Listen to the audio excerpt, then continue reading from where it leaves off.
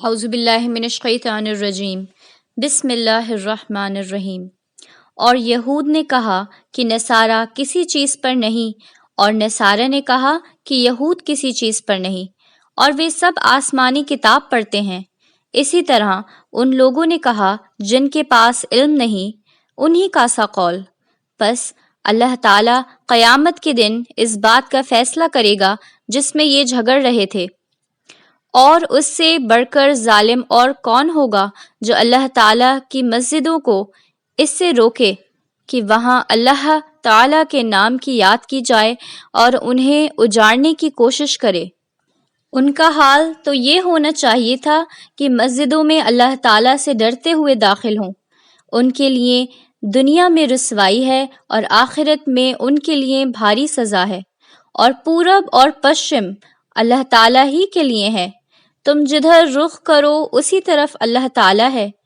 یقیناً اللہ تعالیٰ وسعت والا ہے، علم والا ہے۔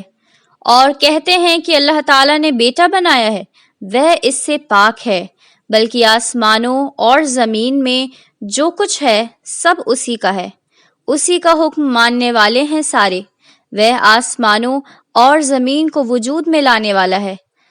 وہ جب کسی کام کو کرنا طے کر لیتا ہے تو بس اس کے لیے فرما دیتا ہے کہ ہو جا، تو وہ ہو جاتا ہے۔ اور جو لوگ علم نہیں رکھتے انہوں نے کہا اللہ تعالیٰ کیوں نہیں کلام کرتا ہم سے، یا ہمارے پاس کوئی نشانی کیوں نہیں آتی۔ اسی طرح ان کے اگلے بھی انہی کی سی بات کہہ چکے ہیں۔ ان سب کے دل ایک جیسے ہیں۔ ہم نے پیش کر دی ہیں نشانیاں ان لوگوں کے لیے جو یقین کرنے والے ہیں۔ ہم نے تمہیں ٹھیک بات لے کر بھیجا ہے، خوشخبری سنانے والا اور ڈرانے والا بنا کر۔ اور تم سے دوزخ میں جانے والوں کی بابت کوئی پوچھ نہیں ہوگی۔ اور یہود اور نصارہ ہرگز تم سے راضی نہیں ہوں گے جب تک کہ تم ان کے پنتھ پر نہ چلنے لگو۔ تم کہو کہ جو راہ اللہ تعالیٰ دکھاتا ہے وہی اصل راہ ہے، اور اگر بعد اس علم کے جو تم تک پہنچ چکا ہے تم نے ان کی خواہشوں کی پیروی کی تو اللہ تعالیٰ کے مقابلے میں نہ تمہارا کوئی دوست ہوگا اور نہ کوئی مددگار۔ جن لوگوں کو ہم نے کتاب دی ہے وہ اسے پڑھتے ہیں جیسا کہ حق ہے پڑھنے کا، یہی لوگ ایمان لاتے ہیں اس پر، اور جو اس کا انکار کرتے ہیں وہی گھاٹے میں رہنے والے ہیں۔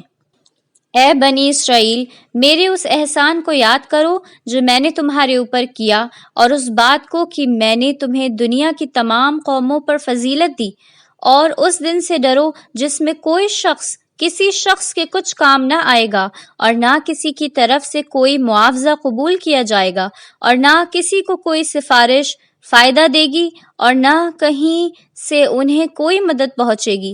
اور جب ابراہیم علیہ السلام کو اس کے رب نے کئی باتوں میں آزمایا تو اس نے پورا کر دکھایا۔ اللہ تعالیٰ نے فرمایا میں تمہیں سب لوگوں کا امام بناؤں گا۔